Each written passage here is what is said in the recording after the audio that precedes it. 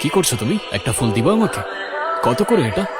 ছেলেটা আর যাই হোক, যেভাবে তোকে প্রোটেক্ট করছে আমার মনে হয় না এটা শুধু ডিউটির মধ্যে সীমাবদ্ধ। কারো প্রতি কারো মায়া না থাকলে কেউ নিজের জীবন বাজি রেখে কাউকে এইভাবে বাঁচায় বল? রিদি, তুই কি আমার কথা শুনতেছিস? নাও, এটা তোমার জন্য। রিং হচ্ছে? হ্যাঁ। কেন ফোন দিয়েছো আমাকে? কি চাও তুমি? নিদিতা, এখনো রেগে আছিস আমাদের দিকে? ভুল বুঝছিস তাই না? আসলে কিভাবে যে কি হয়ে গেল আমি কিছুই জানি না। আমার মনে হয় কি বাবার কোনো পুরনো শত্রু ছিল হয়তো। তুই বাসা থেকে রাগ করে চলে গেলি কেন? আমরা তো আছি তোকে দেখাশোনা করার জন্য। চলে আয় না। আমি মনে হয় খুব ভালোভাবে বুঝতে পারছি আসল শত্রু কারা।